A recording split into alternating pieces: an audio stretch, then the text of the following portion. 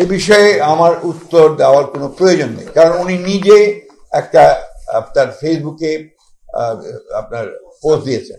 এরপরে আর আমার কথা এখানে কিছু বলার নেই। এটার ব্যাখ্যাটা তো আমি দিতে পারবো না, কারণ আমার অ্যাক্টিং চেয়ারম্যান, আমার নেতা, দলের প্রধান, তিনি তার পোস্ট দিয়েছেন। এটা ব্যাখ্যাটা আমি ঠিক দিতে পারবো না এই মুহূর্তে আপনাদের সামনে। আমি কোনো বাধা দেখি বা দেখি না দেখি, ইম্যাটেরিয়াল নাও।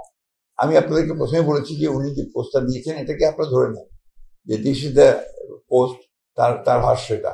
আর তো কোনো ব্যাখ্যার প্রয়োজন নেই, সেলফ এক্সপ্লানেটারি। এটা উনি তো বলেই দিয়েছেন, আপনারা সেটাকেই নেন না কেন? আপনারা আবার আমার কাছ থেকে শুনতে যাচ্ছেন কেন? আর দুটোই আসবেন তো। আবার উনি নিজেও বলেছেন, খুব পরিষ্কার বলেছি। আপনারা দেখেন, প্লিজ কোঅপারেট।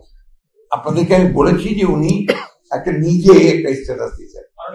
এরপরে প্লিজ আমার কথা শেষ করতে দেন।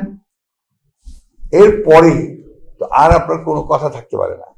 জি, আর উনি এখানে উপস্থিত নেই, তো এই ধরনের প্রশ্ন আর আসা উচিত না বলে আমার মনে হয়।